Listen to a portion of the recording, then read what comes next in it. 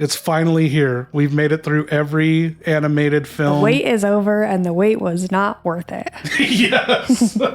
Okay, we just watched Resident Evil Death Island. It just came out. We flew to Japan to go see it. We're jet-lagged and embarrassed that it came out on the 7th of July in Japan, and we're just now seeing it. We wasted all this money thinking the release was Apparently today. Japan gets movies early. Oh man, everything was so fucking cheap in this, and so I feel like justified, vindicated. I made that video 2-3 months ago on the trailer reaction, and everyone unsubscribed from me and shit on me, and now they're all coming back saying I'm sorry. You were right, DVD.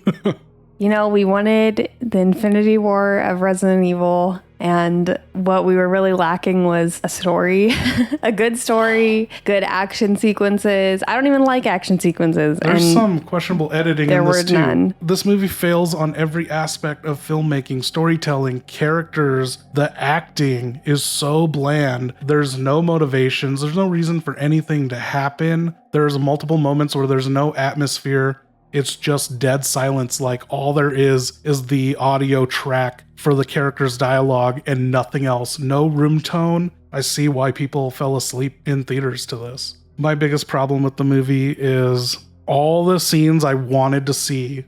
Characters on their off time, people interacting with each other. Chris, Claire, and Jill. That scene is one of the worst scenes in the movie. It's water cooler talk. They have nothing to say. They're like, "Hey Chris, how are you?" "Oh, I'm not bad. Yeah, the How writers. are you? The How writers about that are virus?" like, the writers are like, "Oh, we've got to put these people together. What would they talk about?" Like, I don't know. What would they talk about? No, but everyone on Twitter being like, "Oh, Jill is super young because of this virus and Wesker's experiments." It's like, nope, the film's just fucking lazy. Well, and it you could guys be. all owe me an apology. They could be right. They just didn't explain that to us in the movie. They don't explain a They lot of knew that things. the real fans already knew. Yeah, they're making us put in the work. They like assumed when a lot. we have to ring up our own bags at Walmart, that's what the filmmakers are doing. That's what happens when AI is taking over. This film was made by AI. That's what it feels like. Honestly, my AI Jill running through Resident Evil 1 has more soul and character than the characters and the acting in this movie. It must be some fucked up experiment going on in this mansion. Jill, you're the master of unlocking, not the master of meth making. This situation just keeps getting crazier by the minute. Okay, story time. The film starts with yet another retcon looking back at Raccoon City 1998. We've got Dylan and JJ and some Umbrella like SWAT cleanup crew soldiers, but these are like not the A team or B team. They're like the rejects, that last resort. Umbrella's like, "We're out of dudes. We got to call in these guys." I was hoping with this blockade, it'd be like, "Oh, is this the blockade where the guy from Degeneration was being held back with Angela, Curtis Miller?" Yeah, no, he's nowhere to be seen. And I was like, "Oh, it'd be awesome if we see Frederick Downing sneaking through. He was like an Umbrella VIP, and that's when he stole the TNG virus." No, we don't see them. It's like, how many roads in and out of Raccoon City are there that every time they go back to show us like a retcon or something, there's like a new entrance and exit to the city? Yeah, so they're told to fire on sight, kill any civilians, and they don't like that because they're not real soldiers. They didn't know they had to go into war or something. They're like young rookies and they're in love with each other. The film never tells us this, but they are in love. Your gaydar was going off. Yes, that's for the sure. whole movie is filled with gay subtext, subliminal messaging. This whole thing is like a confession, apology from Anthony Fauci for making AIDS in the 80s. Yeah, Anthony Fauci made a Resident Evil movie to apologize for AIDS. Because Rebecca discovers it's an enhanced strain of the T virus, which can't be transmitted through airborne or saliva, just like AIDS. Who knows, this enhanced strain of the T virus might also be transmitted through anal sex. It could be sexually transmitted. We don't know. Orders are to terminate anyone bitten. No exceptions.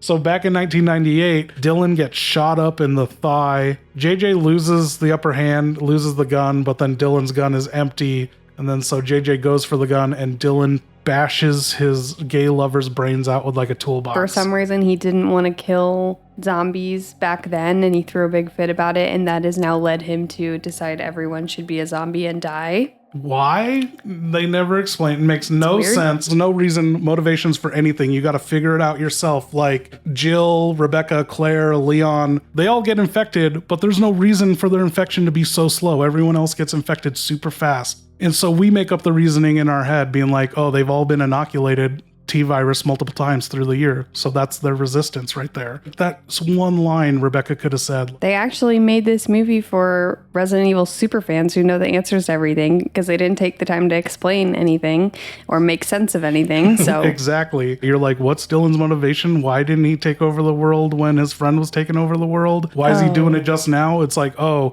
he's upset about the legalization of gay marriage because he doesn't have his gay lover to marry. And he's in San Francisco, the gay capital of the world, and he's upset he doesn't have that ring. He cries over JJ. It's all gay. it doesn't take a Resident Evil superfan to figure that one out. Right? It's there. You can't deny it. I don't know about that. I think if men can It's have a beautiful 2015. friendship, that should be celebrated too. Why was it set in 2015? Anyway, so that's the setup. Hardcore fans going to want to pause and frame by frame through these credits, the intro credits. They got new documents you've never seen before, making Umbrella Incorporated or whatever. The three founders all signing that contract together. You get Oswald E. Spencer, James Marcus, and Edward Ashford. You get all their handwriting signatures right there in the intro. Check that out. And then you get to see Jill Starr's ID, and her position on Alpha Team is rear position, which is that a gay hint? Another thing, they got some dates wrong. They show the Spencer Mansion and say 1996 when it was 98 when that happened. And then they also show images from Vendetta and say the year 2004 when Vendetta was 2014. And Is this what you were doing all last night, just watching the opening credits yeah, I went slowly? frame by frame, you know. I offer up more research and in-depth detail than any other channel. And this is why we're jet lagged today. Other channels aren't Resident Evil channels, they're just movie review channels. So they're just watching it as a casual viewer. But you come here for insight and details. I will tell you when things are gay or not. You're the expert on that. We're in San Francisco. Leon's on his motorcycle. And it's a Wednesday, the 6th in 2015. So that narrows it down to 12 days out of 2015 that this could take place. Probably a lot less than that. Oh, you're 'Cause right. it has to be Wednesday the 6th. Oh, let's find out right now. Okay, no Wednesday the 6th. May. That's it. There we go. So this film is set on May 6th, 2015, because we're looking at Leon's Sicko watch that shows the date. It even shows AM and PM, so it's 7:05 or something in the morning. So what's the deal with this Dr. Antonio Taylor guy? He's wanted for espionage and eating enemy states. They are in real world locations in this movie. I looked it up on Google Maps. Every street sign, every road they pass is a real place in San Francisco, but they're magically warping around all over the place. 1 second, he's below the Golden Gate Bridge, and then 2 seconds later, he's way up north of the Golden Gate Bridge. And I think it's just so he can pass that street sign that says Spencer Avenue. So you could be like, oh, there's Spencer. Should pass you in another minute or two. They're early. It's Anthony Taylor. That was the doctor's name. He's got to acquire this target, not kill the target. And he's thinking, he pulls out his gun. He's just going to start shooting at this van like it's a soccer mom with her family of 4 inside. Maria luckily stops that, and she's just out with her titties out and her exposed back, which is not safe. She's going to get road rash bad. Especially how they're both driving, bumping into each other, Yeah. going back and forth.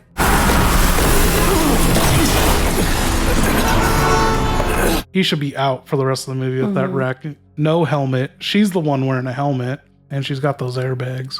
So Leon kind of loses his lead there, but somehow he picks up the trail. They never tell us anything in this movie. He just ends up in the sewers of Yeah. Alcatraz on the right track. Loved that bike. So a bunch of whales have been disappearing around Alcatraz, and these are whales tagged and followed by TerraSave. It can only mean one thing: that big ass shark from Tall Oaks. From And- underground in the Midwest Yeah. to the Pacific Ocean. And for some reason, it's Dylan's pet, and I guess he can control it. We never see him controlling anything, but everything he controls just works the way he wants it to work. With these biodrones, I decide who gets infected and who doesn't. This is the moment everyone's been waiting for. She's back. Checking for survivors. Don't go rushing in. Wait for backup. That's it. Jill is investigating we don't know what. So she goes in, flat butt, bad attitude, disobeying orders, and clumsily, like we've seen her be so badass at this point, and she can't even handle one zombie. Also, what is the film saying? In the last film, they shattered the glass ceiling, and in this one, she shatters the glass table beneath her feet. Is she setting women back? I think it was just a glass table. This might be the one operation Chris went on with a team of men and none of them died. No one's even celebrating. They should be giving him shit back at the office, you know. You did it, Chris. You made a friend and they survived. Stand down. She's with me. This woman is bloodied and dead, but no bite marks on her. I'm like, this is an animated film. You can get away with whatever effects you want, and you can't even put bite marks on people. No one is bitten in this movie. It's just blood on solid flesh character models. There's no chunks. So that is the 12th case in San Francisco of people turning into zombies and killing other people who don't get infected. And that leads us to Rebecca, who had the most advanced vaccine research lab in the world back in Chicago. Why are all these legacy characters now operating in San Francisco? They were all infected with an improved version of the T virus, and they all have needle marks. No bites? None of them were bitten, only their victims. We see Jill in the firing range. I'm assuming she's a terrible shot. Every shot drifts more and more to the right. Anyway, Chris tries to fire her off the team, and then he opens up to her about Piers, which Chris isn't the best either. He had amnesia and turned into an asshole back in 2013. Where was Jill around that? She should have been the one looking for him that time. Where was she? They never fill us in on any of this, and he's just now telling her about Piers. Are they friends or not? Yeah, and she just took a 6-year break, and he's telling her she needs a break. Doesn't really add up for us, but okay.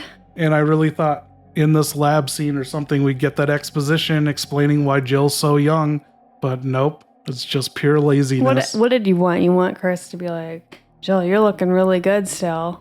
I am disappointed with the setup that the virus doesn't infect through bites. I wanted them to not know that, and a character gets bitten, and then they all freak out like they gotta say goodbye to a loved one. They think the person's gonna die. They could still die. Leon gets bitten in the bicep or something, and they think, oh man, this is it. It's done for. And then Rebecca's like, oh no, bites don't infect. Yeah, that would have been fun. It's only transmitted anally, not through saliva or airborne. Hey, Jill. Chris. Hi, Claire. Here they are, all together except Leon. Coffee time, talking by the water cooler. It's so painful. They're not even happy to see each other. It's just like, Well, what are you doing here? How's work? Yeah, same old, same old. I guess for them, they see each other all the time. Jill's bitchy vibe shows up there too. What does she say? She's like, oh, you? See you again? What are you doing here? Well, neither are stubborn as you two. So Claire shows up and she's like, I got some information about whales. And Jill's like, whales? Who gives a fuck about whales? It's like, whoa, chill out, Jill. Let her speak. There's obviously a reason she's here. Hashtag let her speak. Lost whales aren't really the BSAA's thing. Rebecca has been snooping on people's Facebooks. Those 12 people all visited Alcatraz. She made bios for everyone. Yes. And last week, Timmy went to Alcatraz.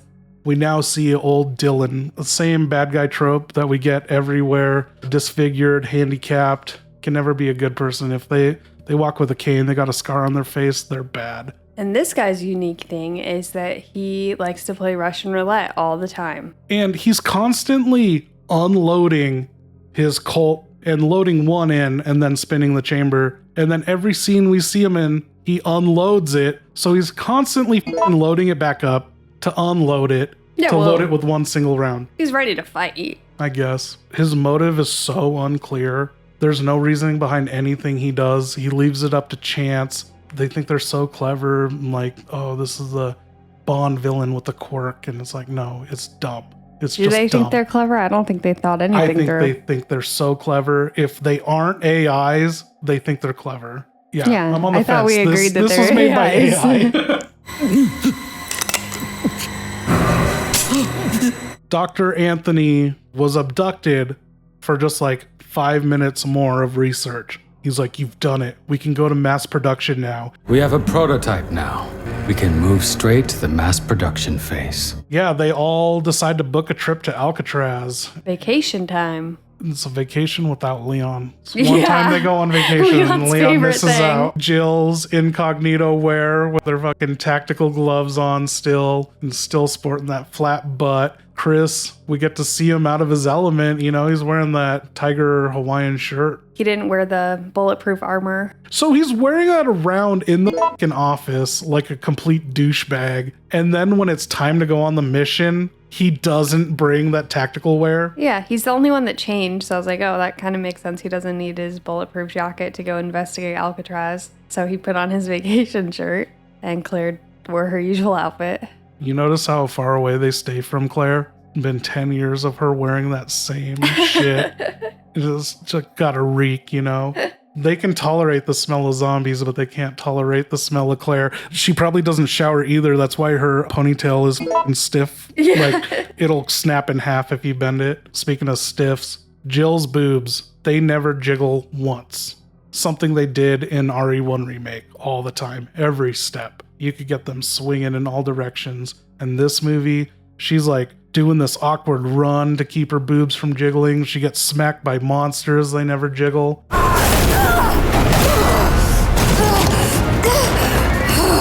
I'm not a part of this. So they're doing the tour. Dylan notices Jill, Chris, and Claire. And for some reason, it's all part of his grand scheme Yeah, of he things. knew he could get them to check out Alcatraz by beached whales. That's when his mosquitoes attack. For some reason, the floor of Alcatraz gives out, taking Jill down with them into the sewers, and she lost her Samurai Edge Stars issue Beretta. Like, she still has this shit from her days on Stars. You see it in the shooting range, it says Stars. She just drops that gun, never even goes back to pick it up. By the end of the movie, she still doesn't have it. To hang on to it that long in her life I don't know and why. then drop it. Are you okay? Did it bite you? No, I'm okay. Claire's like pulling all the civilians into the cell. And there's that whole... Yeah. What is up with these animated zombies? Yeah, we're None like- of that stuff happens in the game. We all know what the T-Virus does and can do. They're shambling corpses, but now they're monkeys, spider monkeys. How the hell? That's when we find out the Dr. Anthony Taylor escaped, and he's on the island, and Dylan doesn't care. So underwater lickers with gills and tails, no genitals, swim to Alcatraz. Where did Dylan get these liquors? That's never explained. And these are new liquors. Anthony Taylor is just a roboticist in nanomachines or some shit like that. He's not making viruses. He's not enhancing these liquors. So that's another thing that just magically shows up for no reason.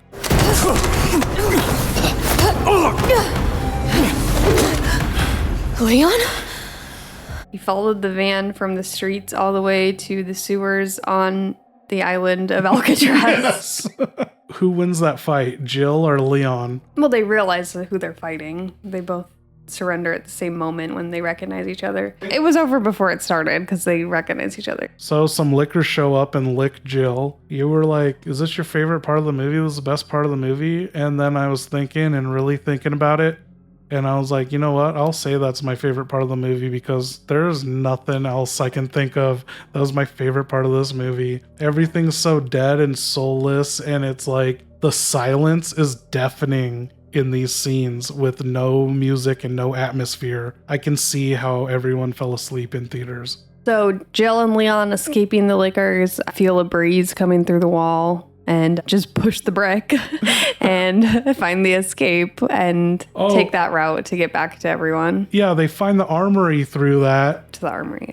And what a coincidence. If they hadn't been being chased by lickers at that moment, you're running past that brick. You're not feeling that breeze. Mm-hmm. And then how are they getting in and out of the armory from then on? Because people are just warping in and out of there from there. Like, they never show us the door to that place. Are they going through the sewer to that hole? And who cares? We could look up Alcatraz, I'm sure. Figure it all out. I don't think it's going to show a super secret armory lab.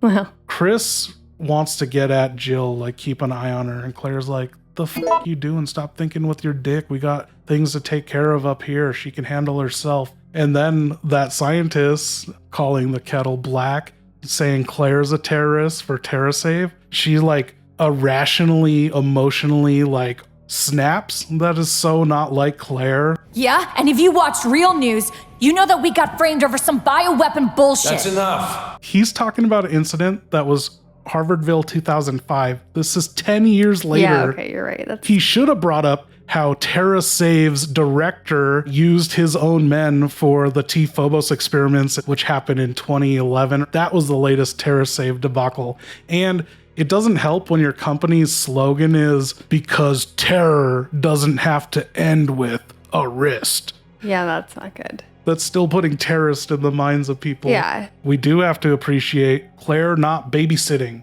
Why do we have to appreciate that? Just for once in her I would life. have been okay with it. She didn't really babysit in Code Veronica. Steve. Yeah, but she wasn't watching him like a kid, you know? What, did you appreciate her gung-ho attitude? She's always jumping in first. Like, Chris is so slow in this film. He's slow like, with his gun. When the doctor's getting attacked, he's like, what? It's not Jill, I don't care. Him with his Hawaiian shirt he's just such dad energy in that.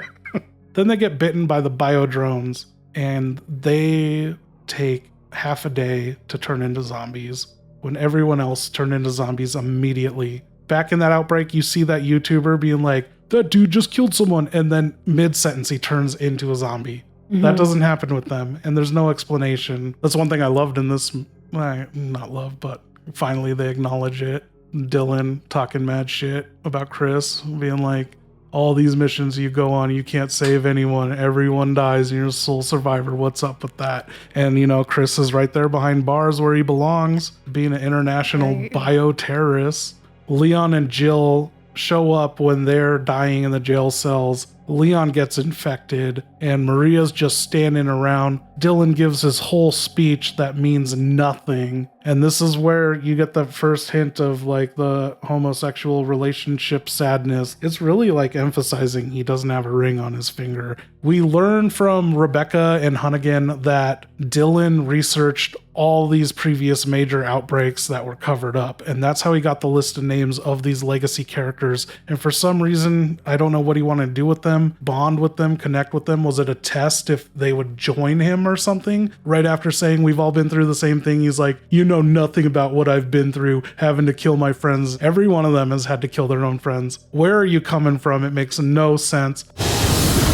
Once the biodrones hatch from their liquor hosts, we'll have millions. They'll leave the island and then there's no stopping them. He just walks off and has a more enhanced strain of the T-virus, which he could be living the life with this bioweapon. If he's the only one that has something like this is a bioweapon that doesn't spread infection, and it's a targeting weapon. Why is he not selling this? Why is he not working with foreign agencies or governments? He could have all the gay sex he wants with all the money, all the drinks and parties he could have. He can even create like a bionic leg, but no. He wants to throw it all away with Russian roulette every couple of hours. The man wants to suffer. He's not happy in life. They'll suffer for a while, then turn soon enough. As for Jill, she can do whatever she wants. So Rebecca is on the phone with Chris when they're on their Alcatraz tour, and she's like, you know what? I think I have some vaccines laying around that should work with this new virus. I can whip something up. And they're like, oh, great. Literally, they don't work for anything in this movie. It's just like, oh, here's a rocket launcher. Here's a rocket launcher. So Rebecca grabs 4 vaccines. Why is she bringing 4? That's what I was like, okay. Not having any backup in case anyone else gets infected. It's the 4 leads. She went to the Chris Redfield school of being a sole survivor. On that raft, everyone dies by the mega shark, and she just cowers on a pallet and survives. gets inside, regroups with Jill. Jill says, "Oh, did you bring backup?" And she said, "Well, they all died." They're dead.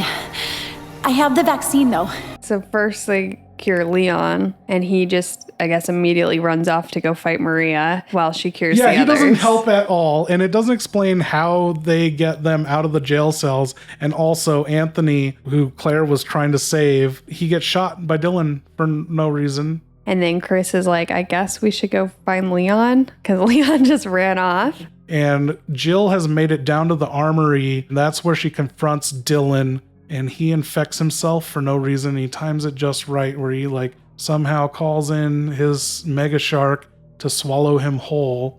And Leon finds the control room, doesn't do anything with this area or information or anything, just fights right? Maria, though. Yeah, he fights Maria, and she has such an underwhelming, disappointing death. For being a villain that isn't Wesker to survive one incident to another, she has no character, no reasoning. She reminds me of Vamp in MGS4, who has no reason to be helping out this new terrorist organization. Yeah, totally. She's just like Vamp. I am glad the virus didn't kill you. I wanted to be the one to do it. Oh, this is one incident where Leon wasn't saved by a woman. You know, you're thinking like Jill's gonna come in any moment and save him because he can never get through any encounter without a woman saving him. So I'm proud of him for that. Yeah, and I still would argue that Maria is the one who ended that fight, so kind of is a woman that saved him. Yeah. Now you can be with your dad again. Lamest Leon quips in this. And then we get the Avengers shot. Now it's time. The music. Finally, there's some music in this movie. You get to see them in all their infinity all colors. 5 of them. They're different colors representing the San Francisco Rainbow Pride flag as they take on Dylan. It's like 2 of them in Navy. And he's turned into what he was obsessed with talking about before, the Bull of Phalaris, where he's like, they put a man in a giant bronze bull and then burned him, and he is inside a shark. Are there things called bull sharks? Who knows if this is a bull shark? So he could be in his own Bull of Phalaris. He's got these hooves, like he's like a horse or bull. My favorite shot of the movie, when he just sweeps them, and it's like Wipeout when they have to jump over the thing. They all get their time to shine. That's pretty much the only time they fight together. Then they all split That up one from shot there. of all of them. Yeah. Jill finds the mini finger fucker. I think that's what it's called, the military name of it. Finger was a railgun with magnets. Rebecca and Claire leave to go to the control room. Yeah. So we break up the team. Then they're just shooting at it and nothing's working. And Jill brings out the big. Mini finger fucker. I'm not saying that on And YouTube. it's got a charge up. She doesn't hit him in the head. You're like, he's aiming for the heart. No, for the heart. Because when he stands up a little, it's like a lot of heart right there. I didn't notice that. Yeah, and she hits it right in it. So Leon and Chris have to distract it. Then Jill tries to charge up again to shoot it, and it grabs her before it charges. Then she runs with this duffel bag of unknown origin and unknown contents. We don't know what it is. Like you said, we see them just magically have things. She decides to jump into the water. After taunting him, though. She seems to be trying to make him feel bad. Yeah. Like they always do in these movies. Jill was about to die holding on to the mini finger fucker, but she was saved by the diverted mosquitoes that Claire and Rebecca rerouted to sting and throw off the hormones of Dylan's sexual transitioning, and he turns into a big Y chromosome with hooves. Yeah, they realize they don't have to just shut the drones down. They can use them to fight. Yeah. And over-infect the infected. Right? So that's when Jill starts taunting him and dives in the water, which this is an aquatic creature. The shark. Yeah, this is his playing field, you know. That is the worst idea you could do. That's where he wants to go, to be released in the ocean, and that was just a terrible idea there. She ends up not needing to be saved, but it kind of reminded me of that Angela origin story where I jumped into the river without thinking and put the lives of 3 others in danger. Yeah, and she just got that duffel bag. I guess she's trying to shove it in his mouth or something, and she almost dies from it. And they are so in tune, like they know each other's thoughts. Leon and Chris working together in sync, opposite of what Jill's doing. They decide to destroy the floodgate, the chain. Instead of using the biggest rocket launcher they have to shoot at the creature, they shoot at the environment and the door comes down on the creature's head. And that's when the grenades from Jill's satchel blow up underwater, killing it. And they're really lucky that it all worked out right at the right time, because otherwise, what? They're just trying to lock it in there, and then what? So it went well for them. It was really disappointing that there were, they all get infected, but they have such a positive, uplifting attitude. The shitty new CG animated Ninja Turtles, the Michael Bay one, that even had a heartfelt scene where they thought they were dying and they're like collapsing off the tower and they all tell each other secrets and love each other and shit. There's none of that. There was no tension in this. None of that like pulling heartstrings shit to make us believe they believe the end is near for them. Like Toy Story 3. Yeah, exactly. When they're going in the incinerator, that we could have had those moments in this movie and it's not there. The only sane one in this universe is Anthony, the Davis guy, being like, how can you guys be so positive right now? And they're just like, we got Jill. We got Jill.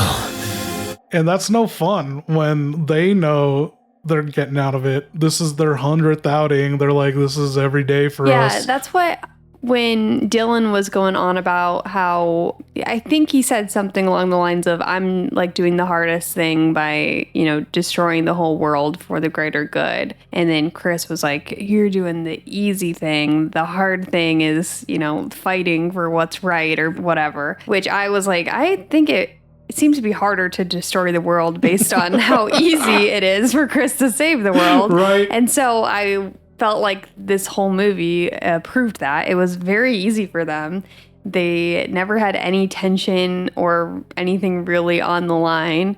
It's like Chris has that attitude that like they're on the good side, so they're fine. And that's it. All is good in the world. This had no effect on future, previous, present events in the timeline setting of this.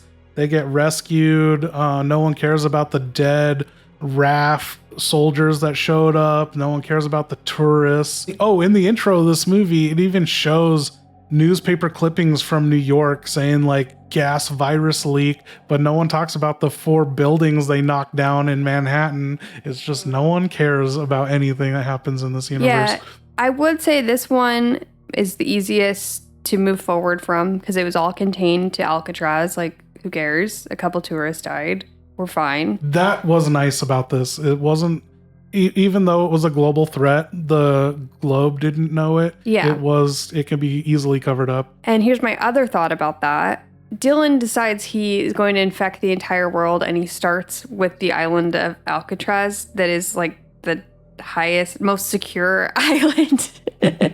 Like, I don't know exactly why he thought that's the best place to start it from. Secondly, Dylan wants these 4 to come and fight him. That was kind of the idea. He knew somehow that they would get there to Alcatraz. We have reason to believe that he looked at their files and knew that they're the 4. Just because it's like a greater scale of Russian roulette. He's playing with fate. We see him do that with the bullet, but then this is his grand scheme plan. So he's like, I'll leave it up to fate if they can stop me or not. Yeah, that's kind of cool. And I could see it being like, okay, he brought them to Alcatraz, top security prison, lock them up, and then take over the world. Right. But he didn't do that. So, any final thoughts? This is it. We've done it all. We've watched all the animated films. We never have to watch them again. Where do you place this in your ranking of, so we have Degeneration, Damnation, Infinite Darkness, Vendetta, and now Death Island. I still think Damnation's the best in just all around technical filmmaking, story standpoint, animation. Damnation, I would say, had the best animation. Something about those palaces and the daylight, it all looked good, especially the plaga bursts and everything. So I'm saying Damnation is the best, but Vendetta is the best, like, watchability. I think that's what I'm ranking them on. Really, is like how much I enjoyed it. This is the worst. This is the absolute worst. I can't believe I'm saying it's worse than Infinite Darkness. Because Infinite Darkness, all I care about is like, does it make sense? The motivations, and then character interactions, and like soul. Okay, if I'm not counting the show, because I haven't thought about where that would rank. So out of just the movies, the first one, Vendetta, is number 1. That was the best. And then Degeneration, and then Death Island Damnation. Yeah. Also disappointed no Stinger teaser to continue the films, the animated films. We don't have to. We don't have to continue them. It's really okay. Need to stop. I'm done personally. So. I still want a movie with no terrorist biohazard outbreak at all in it.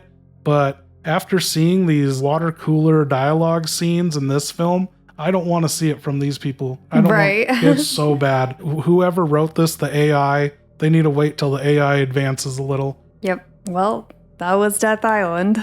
And that's it. If you enjoyed watching these recap reviews, whatever they are, please like, comment, and subscribe. Also, memberships are now available on the channel, so you get early access to future videos, and you get cool little badges and emojis on live stream chat and stuff. So check that out. And also there's the Patreon if you want to become a member there. Either way, you become a member of the RE-tards by joining either of the memberships. And what else? Oh, check out Not Julia Smith's vlog channel, link in the description below. Also at the end of this video, you can watch the previous RE caps. I'll also have links to those in the description below. What else? Is that it? We got everything covered. Hopefully we never have to see another animated Resident Evil film again, but we won't stop these RE caps. What are we moving on to next? Just some random ass horror movies? You want to watch the Leprechaun series? I'd rather watch Leprechaun, yeah. Okay, so subscribe, look out for more horror movie recaps. Thanks for watching. Thanks to my members and patrons, names on screen. Thanks for your support, and join if you want your name up here on screen. And that's it. Bye-bye.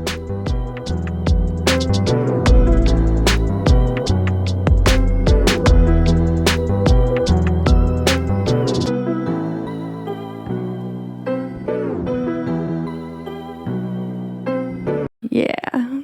Yeah. Yeah.